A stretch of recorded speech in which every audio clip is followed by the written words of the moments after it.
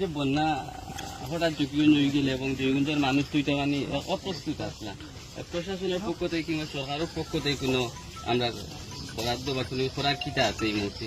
আমি তো গাইড বইও মন্ত্রীর সাথে আলাপ করছি। এটা আসলে এত তাড়াতাড়ি যে বিপদসীমার উপরে পানি উঠবে এটা প্রত্যাশার বাইরে। আর যেগুলো কাজ হয়েছে সেগুলো অন্য জায়গাতে ভাঙ্গেনি।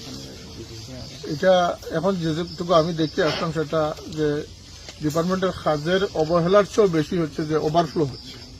এটা আল্লাহর গজব, এটা করার কিছু নাই। আর ওসি আমার সাথে ছিলেন, ওভারফ্লো হয়ে পানি আসছে, তার মানে বিপদসীমার চূড়ান্ত উপর দিয়ে পানি। এটা তো আর একটা নদীর পানিতে কেউ রুখতে পারবে না। তবু যতটুকু সম্ভব আমরা বস্তা টস্তার ব্যবস্থা করাইতেছি। ডিপার্টমেন্ট আমার সাথে আছে, আমি মন্ত্রীমহোদয়ের সাথে আলাপ করতেছি, চিফ ইঞ্জিনিয়ার সাথে আলাপ করতেছি, এক্সেনের সাথে আলাপ করতেছি। যতটুকু এখন আমাদের করণীয় আছে সেটা করার দরকার। যেখানে বস্তা দিলে এখন পানি নিয়ন্ত্রণ করা সম্ভব সেখানে আমরা বস্তার ব্যবস্থা করছি। যারা পানিবন্দী হয়ে গেছে এই মুহূর্তে আমরা দেখছি কয়েকটা আশ্রয় কেন্দ্র মানুষের জায়গা নিচ্ছে।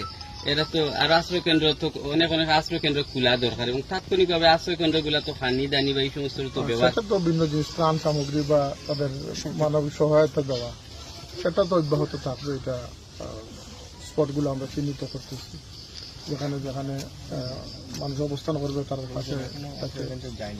হ্যাঁ, এখনো নিশ্চিত কোনো আশ্রয় কেন্দ্র হয়নি। এখানে সিনাপুর মাদ্রাসা আশ্রয় কেন্দ্র এবং গুরুসোদয় স্কুল।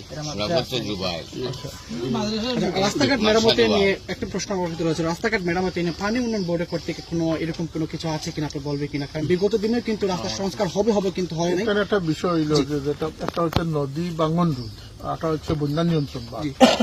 আমি গুরুত্ব দিয়েছিলাম বন্যা নিয়ন্ত্রণ বাঁধটারে, যে আগে পানি থেকে খানাইঘাট এই অঞ্চলটারে রক্ষা করা।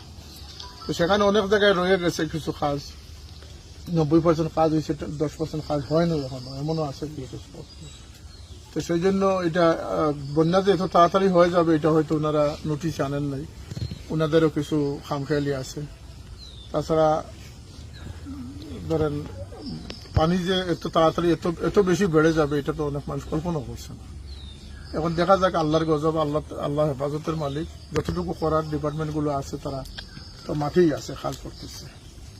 পানিবন্দী মানুষের উদ্দেশ্যে যদি কিছু বলতেন। পানিবন্দী মানুষ এখন আমি দেখি নাই।